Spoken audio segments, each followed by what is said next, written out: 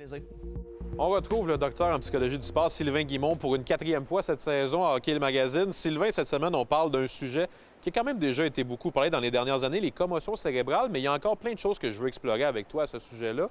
D'abord, est-ce que tu penses qu'on sait tout des commotions cérébrales maintenant? Parce que depuis 15 ans, ça a été le sujet dans le sport, pas juste dans le hockey. Est-ce que tu as l'impression que toutes les études ont été faites et que maintenant, on peut prévoir, voici ce qui va arriver s'il y a commotion et ainsi de suite? On ne sait pas tout. Puis en science, c'est pratiquement impossible de dire qu'on sait tout, mais on en sait beaucoup plus qu'on en savait.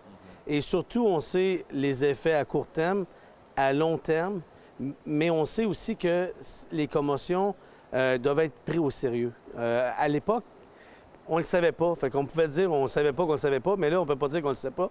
Là, on le sait maintenant.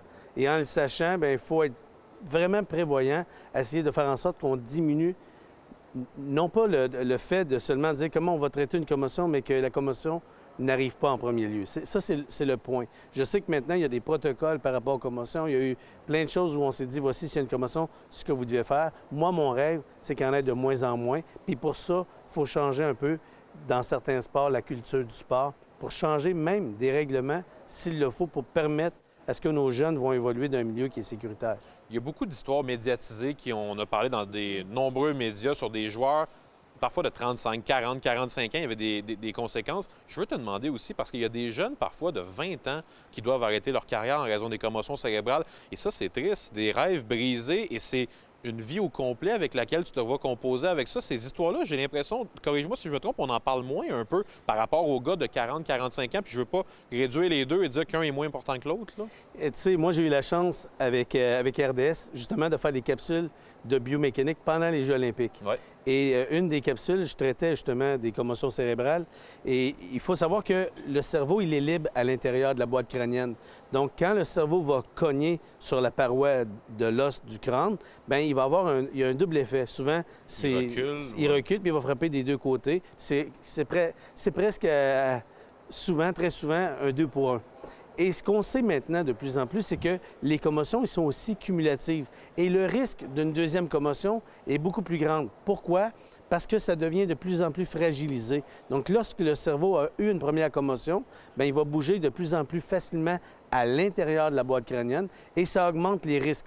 Et non seulement ça augmente les risques, mais ça augmente aussi les effets qui sont cumulatifs de ces commotions-là. C'est pour ça que on doit être suivi de façon rigoureuse par un médecin qui va l'évaluer, puis ensuite avoir un programme, vraiment comme si on avait une fracture ou un autre type de blessure, avant de retourner, savoir qu'effectivement, on a récupéré à 100 d'une commotion cérébrale. Tu parles des risques d'une récidive de commotion cérébrale. Est-ce que tu peux me parler aussi des risques d'une commotion en bas âge? Il doit en avoir des cas où il y a des commotions à 14 ans ou à 15 ans ou à 16 ans. Est-ce qu'il y a des données qui existent sur les conséquences que ça peut avoir à cet âge-là?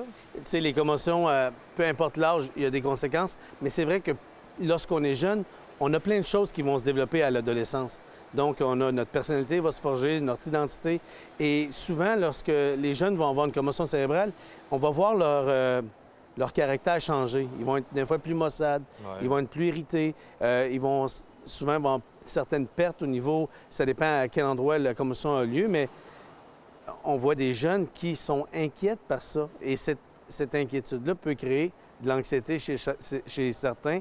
Puis effectivement, on se doit de protéger le plus possible nos jeunes. Et c'est pas seulement l'équipement en tant que tel, même si on a un bon casque, ça, c'est des choses qui aident, mais c'est vraiment parce que c'est impossible de faire en sorte que si la tête elle est secouée fortement, mais c'est sûr que le cerveau, lui, va bouger puis va avoir des conséquences où il va frapper, justement, comme je disais tantôt.